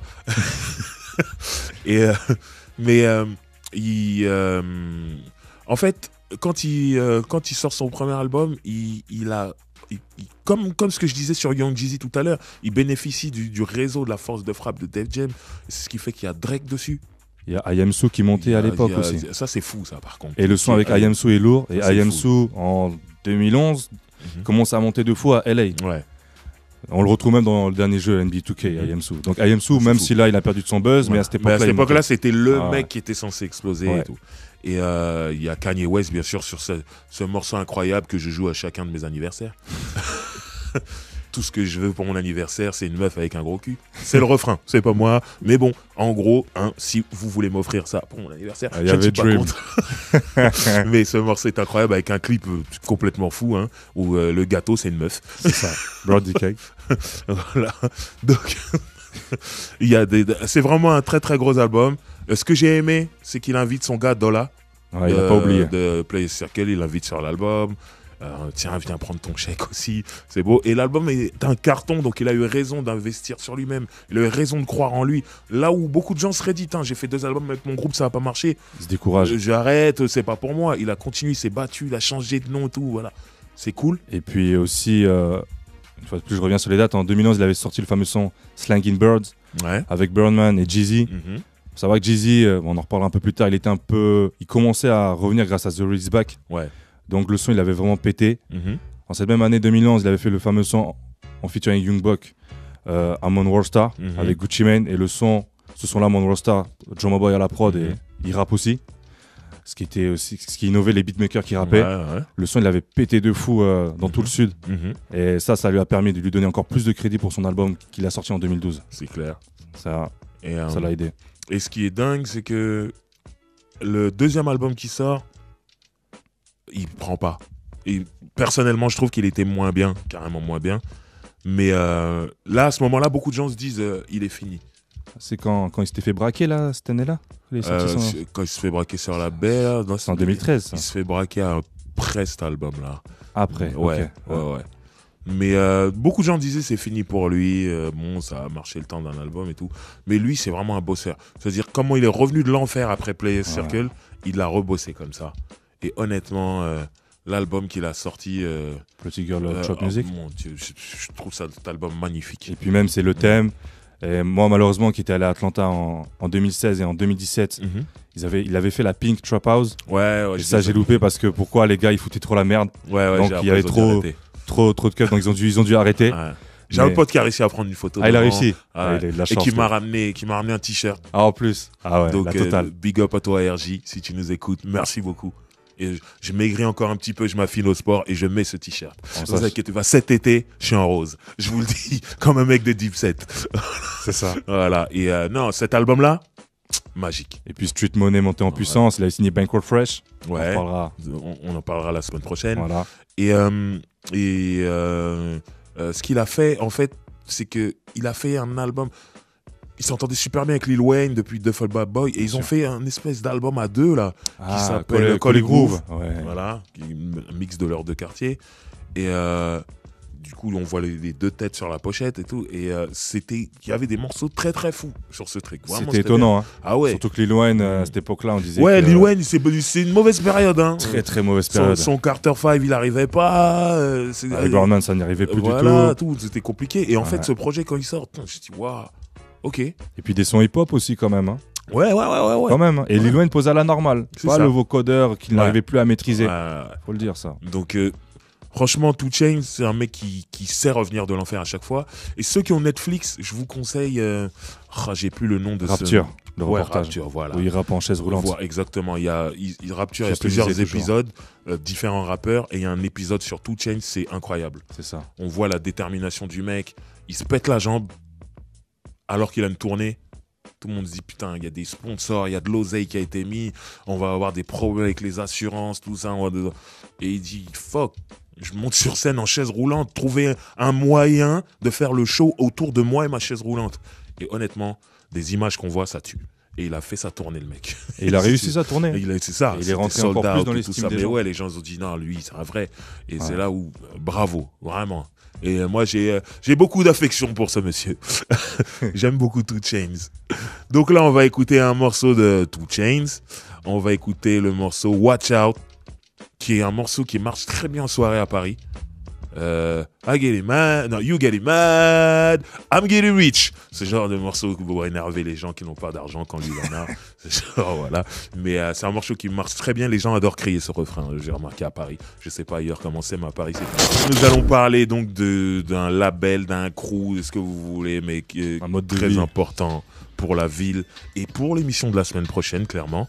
Donc, on parle de Brick Squad, qui est le label de Gucci Mane, qui est le crew de Gucci Mane à ce moment-là, sachant qu'il y a aussi Brick Squad, Monopoly, ça c'est plus Waka Flocka, c'est un peu le sous-label de Brick Squad, on va dire.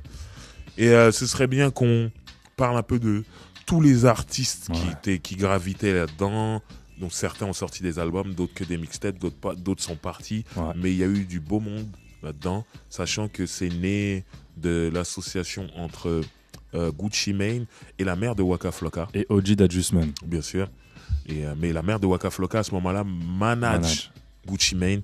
Et c'est là qu'il décide de monter ce label et cette équipe, ce crew. Et donc, ce serait bien qu'on parle un peu des artistes qui sont dedans, dis-nous tout, Jordan. Donc, de base, Gucci Mane et OG d'Adjustment sont des amis d'enfance. Ouais. OG, moi, je tiens à dire OG d'Adjustment, d'Adjustment, comme il dit avec son accent. Il dit même plus le C, d'Adjustment. C'est mon préféré, moi, de Brick Squad. C'est un zinzin. Hey, c'est le mec qui disait tout le temps. Hey. C'est incroyable. Donc, vu que Gucci commençait à monter et qu'il a réussi enfin à boucler à l'époque Trap House en 2005, donc là, Gucci était sur de bonnes ondes. Donc, il a pu monter justement pour Chicken Talk, Brick Squad, avec OG d'Adjustment, d'Adjustment tout court, ça va être plus simple. Donc il commence à sortir la mixtape Chicken Talk, qui compte énormément parce que Chicken Talk, pour moi, ça définit Gucci Mane. Il y a des prods qui datent maintenant, il y a plus de 13 piges, c'est toujours actuel. Il faut savoir que par exemple dans le clip Street Niggas, on voit déjà Waka Flocka et OG d'Adjustment. Et donc, vu que Chicken Talk a vraiment blow, en 2007, il commence à faire des sons. Ils commencent à s'inviter entre eux, c'est-à-dire que Gucci, dans No Pan No Pencil, il invite OG d'Adjustment. En 2008, surtout, c'est là où Bulls Squad commence à prendre de l'ampleur. C'est-à-dire qu'O.G. The Adjustment commence à faire ses mixtapes qui commencent à être validés. À savoir que, par exemple, Bulls Squad, ils avaient fait 2 sons qui avaient pété, c'était My Chain et Candy Lady. Ouais, My Chain, ça me rendait fou. Moi. Candy Lady, ça leur a ouvert tous les strip clubs. Ça, c'est clair, c'était fait pour. C'était fait pour, voilà. Donc, ça avait vraiment blow. Il faut savoir que déjà, avant que Waka sorte All Let's Do It, il était déjà en featuring. Donc, avec Gucci dans les Burprint 3D, qui avait un énorme succès, puisque DJ Drama, c'est une entité, faut le dire. C'était le DJ d'Atlanta voilà. à ce moment-là. Et surtout aussi grâce à DJ Holiday, qui a donné beaucoup de force à Gucci, à tout le squad. On parlera des DJ, parce que c'est très important pour la trap music, on parlera des DJ tout à l'heure. Et ce qui fait que là, Bulls Squad, ils ont commencé à prendre du terrain, à effacer Jeezy. Puisque c'était la période charnière. Ouais. Il est vrai que oui, 2008, Jeezy a fait The Recession. Très gros album classique même, du Sud bien sûr. Mais il était seul en vrai. Voilà. Ce qui fait qu'il prenait pas le terrain. C'est ça. Et puis surtout, il n'avait pas des trap stars autour de lui. C'est ça. Là où Gucci Mane, il a ramené une bien belle équipe. C'est ça. Donc c'est là que ça a commencé à structurer. Et puis 2009 a été décisif pour Bulls Squad, puisque c'est là qu'ils ont commencé à sortir le son. O.G. The Adjustment a sorti Make the Trap. Ouais. Qui a complètement pété, qui a fait ces fameux bruitages. Hey, là, je sais pas quoi. Hey c'est le meilleur. The Jew Man. Donc là, O.G. The Adjustment commençait à montrer son monde un peu mélancolique, un peu, on va dire un peu à la Soulja Boy quand même. Hein. Ouais. C'est-à-dire un peu en mode Coogie. Donc il avait sorti aussi les sons Brick Ounce Deuces, qui avaient bien pété. Et puis Trap Early Morning aussi, qui était pas mal à l'époque. Et puis même les prods de O.G. The Adjustment, il y avait déjà Lex Luger avant BMF. Ouais. Donc déjà Lex Luger était dans les mixtapes des Bulls Squad. Ouais. Donc c'est là où Trap Early Morning, il me semble, c'est même Lex Luger qui a fait la prod. Voilà. Donc c'est ils étaient dessus avant tout le monde. C'est ça. Ils commençaient à mettre des producteurs, ils commençaient à les mettre en avant tout le monde une fois de plus. Puis Bulls Squad, c'était aussi French Montana. Ouais. Par exemple, tout à la fin du clip, on le voit dans Hands in the Paint. Bien sûr.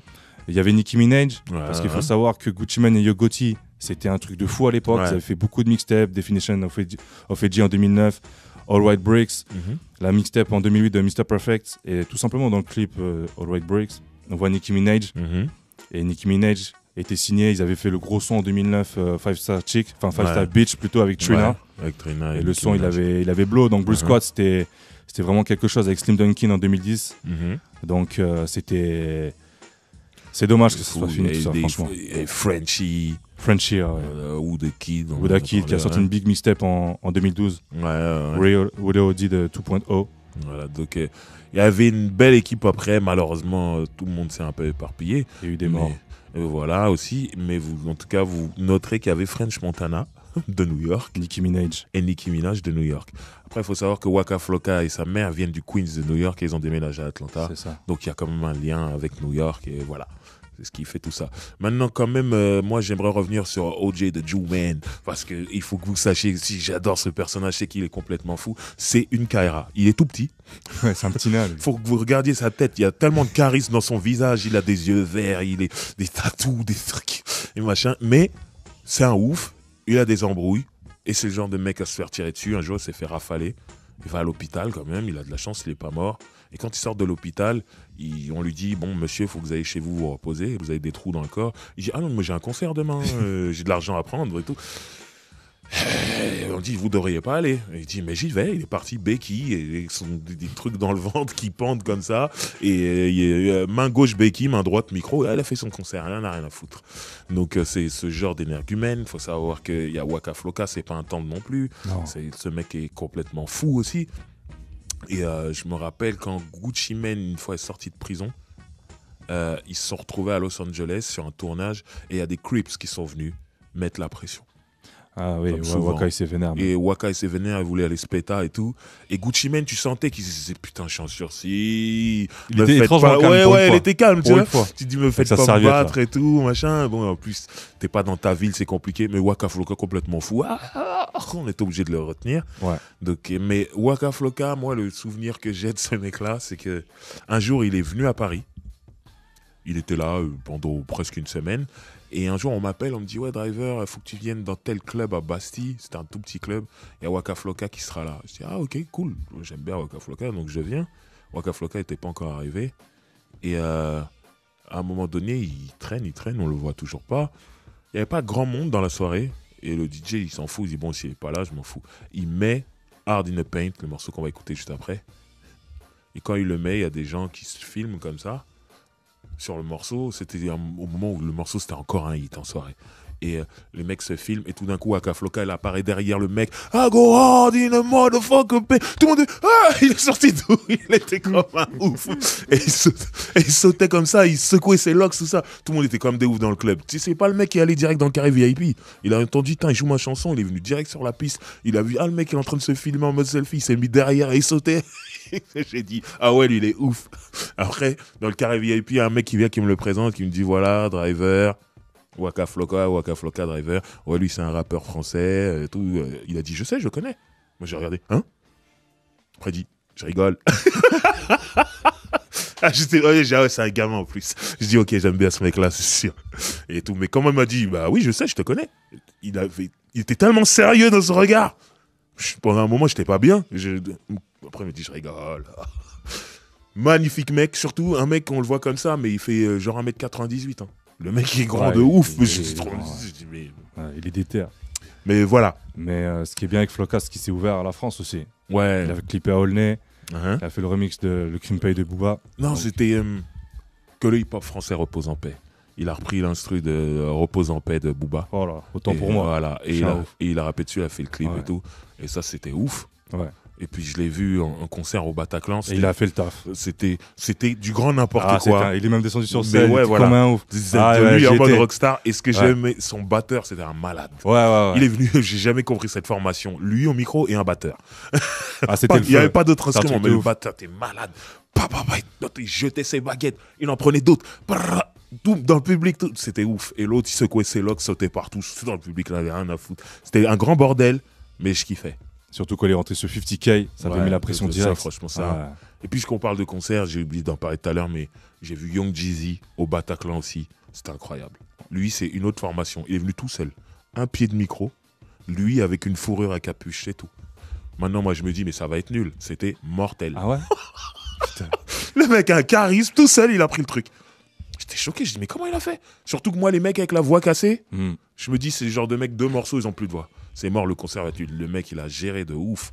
Je dis, ok, respect. Si vous entendez Young Jeezy en concert, allez-y, franchement. Moi, là, j'aimerais qu'on joue le morceau Hard in the Paint, dur dans la peinture. La Trap 2.0. Voilà. J'en place une pour DJ Widim, j'en place une pour le coach Kerville. Eux, ils ont coach K, nous, on a coach Kerville ici. Voilà, pour toute la boulangerie française, French Bakery, qui sont des grands fans de Gucci Mane. Et je peux vous dire que quand Waka Flocka est arrivé, moi j'étais souvent avec eux en studio, on se l'est pris de dingue. Et on avait fait un remix de Hard in the Paint tous ensemble d'ailleurs. Donc voilà, j'aimerais qu'on parle de l'influence qu'ont eu les DJ pour toute cette scène on va dire déjà Dirty South et ensuite Trap. Parce que il y a eu un moment où il y a eu des grosses mixtapes en CD. Et ensuite, ça a continué dans les mix net tape, ce qu'on appelait net tape après. Mais voilà, si on peut citer quelques DJ qui ont été très importants, je pense à Drama, bien sûr. DJ Holiday, comme j'avais dit précédemment, DJ Spins. Il y a aussi donc tout ce type de DJ après. Moi, il y en avait un que j'écoutais beaucoup, DJ Smalls. Ah, DJ Smalls, Southern Smoke. Southern Smoke. Ouais. Il y avait vraiment toute la crème du Sud sur ces mixtapes. Et surtout qu'il laissait la chance aux rappeurs underground et même si j'aime plus du tout DJ Khaled, mais à l'époque DJ Khaled, très important. C'est donner la force aux mecs de la New Orleans, de Baton Rouge, de la Chill Family à Lil Fat, R.I.P. Lil Fat d'ailleurs, et DJ Khaled, il donnait la force aux mecs du Sud. Hein. Mais grave. Même Aïssoud par exemple ça, aussi, mais à la radio. Il faisait voilà les street tapes. Hein. Ouais, et puis il était à la radio. Khaled, il avait un show très important en Floride. Ouais. Et il jouait les morceaux des mecs. C'est quel morceau, j'en parlais souvent dans cette émission, qu'il a joué non-stop, on lui a dit de se calmer. Hustlin' Hustlin' de Rick Ross. Ah ouais. dans la même journée, enfin en 2 heures, il a dû jouer le morceau 20 fois. À un moment, le patron l'a dit, tu vas te calmer. Et pendant 2 heures, il a arrêté de jouer. 3e heure, il a remis. Et là, c'était Miami en plus, tu vois. Donc comme lui, et tout, il se disait, non, là, on est obligé de pousser notre gars. Donc c'était vraiment un mec comme ça. Et comme il était affilié au Terror Squad, donc il avait ses plugs à New York. Et il essayait de faire un lien, un pont entre New York et Miami, par exemple. Mais il jouait, voilà. DJ Smalls, pareil. DJ Drama, c'est le mec qui avait le show le plus important à la radio à Atlanta. Je sais pas s'il l'a toujours, je sais plus. Mais en tout cas, voilà, c'est des mecs. Mais c'est le pionnier, hein, DJ Drama. C'est lui qui a motivé les TI et les Gucci à se lancer sur le net. C'est DJ Drama. Affiliate, comment il s'appelle, DJ JC, qui était le DJ de Ludacris. C'est des mecs qui bossaient énormément à la radio. DJ Nabs, qui est mon pote, qui est à la base DJ de Soso Def. C'est lui qui m'a introduit à Atlanta, en fait. Et qui m'a dit, en fait, quand il est venu à Paris, je me suis occupé de lui. Il m'a dit, si tu viens à Atlanta, je m'occupe de toi. C'est pas tombé dans l'oreille d'un sourd. Un jour, j'ai dit, bon, voici ma date, j'arrive. Et le mec, du coup, comme c'est un ancien, c'est un mec de Soso Def, il connaît tout le monde, tu vois. Dès que je l'ai cité, tous les plugs. J'ai cité les dramas, tout ça, il me disait, ah, mais c'est mon petit. Ah, c'est mon petit. Je dis, ah, c'est magnifique. Normal. On va bien s'amuser ici, je le sens, on va bien s'amuser. Et voilà, donc, les DJ ont vraiment été très importants en strip club, en radio. Streaming. Et voilà, en mixtape, ça veut dire host. Juste être un DJ host d'une grosse mixtape, c'était important. Et surtout, c'est eux qui ont commencé à rassembler le plus de rappeurs possible. Ouais. Ça, c'était, on va dire, pour l'époque, c'était quand même nouveau. C'est-à-dire des featuring impossibles. C'est vrai. Tu les voyais ensemble. C'est vrai. Donc, ça avait révolutionné aussi le game à l'époque. On sait que, par exemple, quand il y a eu le beef entre T.I. et Ludacris, un mec comme DJ Drama, il savait pas où se mettre parce qu'il aimait les deux, il travaillait avec les deux, il a tout fait pour qu'ils se réconcilient. Ça arrivait beaucoup plus tard, hein. Mais voilà, les DJ sont très importants. Après, il y a mon pote justement, Nabs, m'expliquait qu'il y a quand même un tournant à Atlanta. Atlanta, je l'ai déjà expliqué dans cette émission, Atlanta à l'époque, dans le début des années 90, c'est la terre promise pour les Noirs aux États-Unis qui ont des problèmes sur la East Coast et qui ont des problèmes sur la West Coast. Ils déménagent et vont à Atlanta. Exactement, voilà. Ils déménagent et ils vont là-bas. Et ça fait que c'était paisible. Bon, mais sauf que tous ces gens-là qui déménagent avec leurs problèmes, ils ont créé des nouveaux problèmes, plus les gens du Hood, parce qu'il y a le Hood à Atlanta aussi, et ça a créé quand même une mauvaise graine et tout. Et tout ça pour dire qu'au début des années 90, c'était assez paisible les relations de business qu'il y avait entre les DJ et les rappeurs. Et qu'à un moment, ça a tourné. Et mon pote m'expliquait que le moment où ça a mal tourné, c'est quand Young Buck de Cash Money, il a frappé un DJ à Atlanta. Parce que le DJ ne voulait pas jouer son nouveau single. Il l'a frappé. Et ils l'ont forcé à jouer. Et il me disait que là, ça a commencé à mal tourner. Parce que les mecs de Brick Squad, ils ont dit, ah, c'est comme ça. Et ils sont venus aussi mettre un peu la pression. Et un peu tous après. Voilà. En fait, c'est Young Buck, il a marqué un tournant. Et après, tout est devenu plus KRA à Atlanta, même en termes de business, des rapports entre les rappeurs et les DJ. Bon, c'est déplorable, mais bon. C'est la vie, malheureusement. Mais voilà. En tout cas, les DJ sont très importants. Et voilà, j'invite tout le monde à aller Google les noms des DJ qu'on vient de citer. Et vous verrez qu'il y a énormément de boulot qui a été fait. Ouais. Là, j'aimerais qu'on écoute un morceau parce qu'à un moment donné, il fallait qu'on parle de lui. C'est le morceau de Shorty Low qui nous a quittés. They Know, rest in peace à ce monsieur qui faisait partie du groupe D4L. Donc, on en parle rapidement. D4L, moi, je les connais parce que je suis en France et je regarde toujours le top US aux États-Unis, les 10 premiers. Ouais. Parce que je sais que c'est pas la musique qui joue ici à ce moment-là. Et surtout, les trucs du Sud, c'est interdit. Là, c'est marrant. Aujourd'hui, tu vas en soirée, t'entends de la trap musique partout. Mais moi, je me rappelle d'une période où un truc du Sud à Paris, c'était New York. Ouais, c'est clair. Tu pouvais pas. Et du coup, moi, je regardais le top 10 sur MTV, ou j'allais sur Internet, je regardais le Billboard, des trucs comme ça. Et je vois un groupe numéro 1 qui s'appelle D4L. Down for Life. Et voilà. Et le morceau s'appelle Laffy Taffy. Ah ouais. Je me dis, bah, je vais voir ce que c'est. Et là, c'est n'importe quoi. Un truc de dessin animé. Une musique qui tombe sur 3 notes. Tung, tung, tung, Faibo, là. tung, tung, tung, tung, tung, tung. Et il y a Faibo qui rentre dessus. Il prend sa jambe, il la retourne dans le clip. Je sais pas, il fait un truc de ouf. Mais je suis fan de ça tout de suite. Et là, on est dans l'ère de la snap music. Voilà. Et je suis fan de ça tout de suite. Mais c'est marrant, en fait. Ça a sorti les Young Jock, grâce à ça. Hein. Voilà, toute cette mouvance-là, Them Franchise Boys, Young Jock, justement. Vite fait Soulja Boy aussi, un peu. Soulja Boy, bien sûr. Faibo, c'est leur daron. One Chance avec Look at Her. Très, très gros hit à l'époque. Voilà. Et moi, quand je vois ça, je me dis, c'est cool. J'achète l'album directement et je trouve ça marrant. Et en fait, dans l'album, il y a un solo qui s'appelle I'm the Man de Shorty-Lo. Et quand j'écoute ce morceau, je dis, j'aime bien lui. Et après, quand je commence à lire un peu des trucs sur ce groupe, je comprends que Shorty-Lo, il était en prison, en fait. C'est un goon de base. Hein. Quand ils ont enregistré l'album, et c'est pour ça qu'il y a un morceau avec Shorty-Lo dedans. Ils l'ont mis dans le groupe, mais finalement, ils rappent très peu sur l'album. Et je me dis, mais eux, ils sont, on dirait, des clowns un peu. Je dis, comment lui, il peut être en tôle et tout ça. Et après, quand il sort de tôle, je m'intéresse à sa musique, je vois, et je dis, ok, lui, il n'est pas comme les autres. Non. Lui, il n'est pas comme les autres. Apparemment, c'est un très grand vendeur de drogue là-bas, à Atlanta. Et puis, lui, c'est de la trap musique, en vrai. Ah oui. Tout simplement.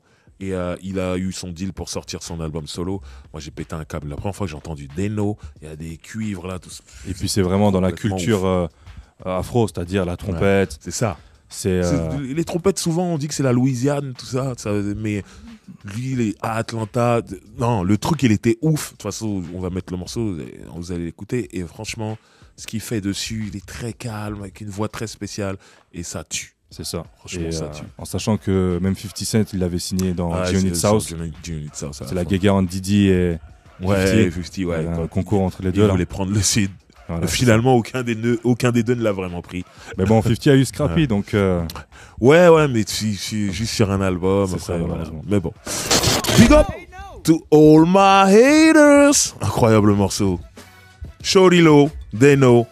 Franchement, qui repose en paix. Moi, quand il est mort, ça m'a fait quelque chose. Parce que c'est un mec que j'ai beaucoup écouté. Donc, voilà. Et pour la petite anecdote, la première fois de ma vie qu'on était, parce que j'étais venu avec 2 gars, on était venu à Atlanta. Ouais.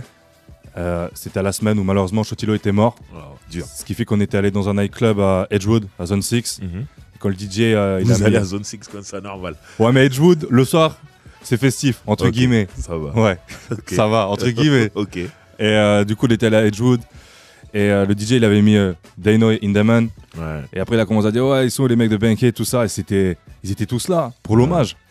Pour l'hommage, c'était dingue. Je me rappelle qu'à un moment, il était en bif contre T.I. Ah, c'était chaud. Hein. C'était chaud parce qu'il disait... Ça tirait tout ça. Hein. Et chaud, il disait des trucs. Moi, qui est le king de Bankhead? Mais je me disais, mais T.I. il défend toi. Je comprenais pas. Des fois, il disait... Il avait fait une vidéo, il disait... T.I. c'est pas un vrai mec de Bankhead. En fait... Sortez des photos de classe avec lui. Allez. Et tout le monde disait, on n'a pas. Il dit, voilà. Moi, je me disais, mais T.I. parle lui. Non, mais Shorty-Lo, c'était un vrai goon. Après, il était toujours à Bankhead. Ouais. Toujours collé au Blue Flame, tout le temps. En fait, le fait que T.I. ait pris sa mention, ce qui est normal, il s'est un peu écarté de Bankhead, donc le gars, on le voyait moins. Ouais. Et vu que Shorty-Lo était toujours là dans la street, un peu comme DJ Adjustment, toujours à Zone 6, où les Young Scooter et compagnie, il s'est autoproclamé roi de Bankhead, mais bon, ils ont fait la paix. Après, moi, honnêtement, que T.I. sorte du ghetto avec l'argent qu'il a gagné, il a raison. Hein. Honnêtement, ouais. C'est un moment, là-bas. Un moment, faut pas aussi abrutir les gens. Oui, restez dans votre quartier où il y a des gens qui tirent, qui dealent, qui se prostituent. Restez là-dedans, c'est très bien. Non, il a de faut motiver. Voilà, faut sortir de ça, donc, quand même. C'est la thug motivation. Maintenant, pour terminer, j'aimerais qu'on parle des beatmakers, ceux qui ont fait cette première partie de la trappe, parce que après la semaine prochaine, on parlera des autres. Mais voilà, pour toi, qui sont les beatmakers les plus importants de cette première partie de la trap musique? Pour moi, je suis sévère, il y en a vraiment 2. Ok. Je cherche pas plus loin. Enfin, 3, pardon. Les True Kings, comme le sont à l'ancienne. Zaytoven, Drummer Boy. Drummer Boy, il a un impact de ouf. Ouais, je suis d'accord. Et Shorty Red. Ouais. Et ces 3-là, si le game, là, il en est là, c'est grâce à ces 3-là. Je suis d'accord. Shorty Red, c'est l'avant Lex Luger et la 808 Mafia, clairement. Drummer Boy, Parfois, il pouvait faire des prods un peu hip-hop, avec beaucoup de samples de soul. Et surtout, Drummer Boy, c'est mélodieux. En fait, Drummer Boy, c'est spécial, c'est mélodieux. Moi, c'est mon et préféré. très sombre. Des trois, c'est mon préféré. Il a trop de hits, Drummer Boy. Même un son R&B, Shorty, c'est lui qui l'a fait. Il a trop de sons, ce mec-là. Mais le morceau, il est dingue. Tu parles de Plies, le morceau de Oui, Plies. Plies. Avec T-Pain, ce morceau. Bien sûr. Il a trop de hits, Drummer Boy. Il en a trop. Moi, c'est mon préféré. Et puis, Zaytoven, lui, en fait, pour le coup, pourquoi il n'était pas aussi en avant que Drummer Boy? Je parle d'un point de vue international, puisque Drummer Boy, il avait Apollon et tout ça. Ouais. C'est parce que Zaytoven était juste trop sombre. Ouais. Et c'était, entre guillemets, pas la hype ou le mood dans le marché actuel. Ouais. C'est pour ça. Mais Zaytoven était en avance. Très important pour Gucci Mane. Bien sûr. Ah oui, et surtout, un truc qu'il faut préciser, c'est que Zaytoven, c'est un mec de la West Coast à la base et qui avait un son West Coast à la base. Je savais même pas ça. Ouais, et quand il a déménagé à Atlanta, il a changé son son. Et ça, il s'est adapté. C'est un truc de malade, je te le dis. Parce que moi, les sons de ce mec-là que j'écoutais quand il était sur la West Coast, je savais pas. Ça n'a rien à voir avec ce qu'il fait aujourd'hui. Hein. Oh, c'est sûr. Ça, je dis, oh, ok. Ah, c'est un mec de la West. Ouais, il me semble que c'est un mec de la baie même.